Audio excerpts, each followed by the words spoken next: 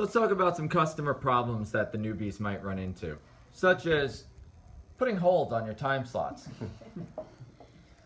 We did that during our first month. We did You're our still doing it.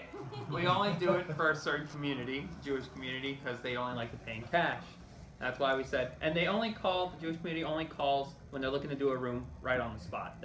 They never call, I'm looking to do a room 3 days from now. They only call on the day they want to do a room. They're like, I want to pay cash, I don't like using a card. So I'll hold it for them if I know, the Jewish people always come.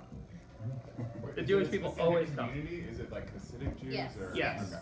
And they don't like using they don't like buying, they don't use Groupon, they don't like using Bookio. But they'll always call. But that's not a specific, that's a specific culture. But Yeah. it's not. Do we all have stories of certain cultures that want to pay cash? Yes. Right now, I mean, I know I don't think we have that problem. I don't know what you're enough for us. But I always push It's the towards people not on Facebook. We don't accept cash. So the idea is this: is that let's just say like you're at work, and on a Thursday night you get a phone call, and the customer says, "I'm coming in with 8 people at 9:30. Hold the time slot." It was a joke. Do you hold the time slot without money? So what I do, because we might have a large group that wants to pay, I will hold them if they give me a credit card. That if for any reason they do not show up, I will charge. And Fair. and then I use that credit card and hold the reservation. But I let them know that reservation counts as a payment, and that from that point on, that is their time slot. And if for any reason they don't show up, I will charge their card. Do you only charge how many people are coming, or suppose they don't show up, do you charge each spot? I in the charge room? whatever they made the reservation Oh, for. okay.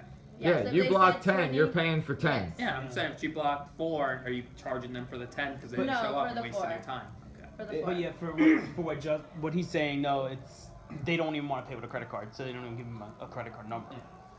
So yeah, If it was last minute, I think it's fine. I mean, if it's Well- like if you Like it they're looking to hasn't do a sold room, out, coming in an hour. yeah, we'll be I think there. that's fine. Okay. I think that's Well, and that really goes to your market. Yeah. That works for They you. always show up. And they show Yeah. up. That may not work for me. You Yeah. know. So it works, and that's the thing is certain things just work for some markets. And what I call it, and here's how I do it. So, ring ring, Johnny Lunchmeat calls me up and says, "Hey, I want Johnny to bring 6 Lunchmeat. people." He's Lance Corporal Johnny Lunchmeat because he's a Marine. I want to bring 6 people at your 9 o'clock show. And it's 6:30. I haven't got a 9 o'clock booking yet.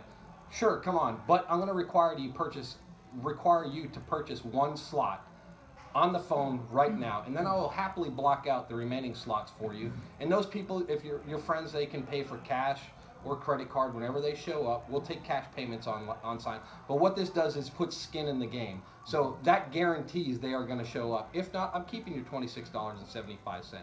It's clearly stated in our usage agreement, for lack of a better term, that this a same-day cancellation surrenders or forfeits your funds.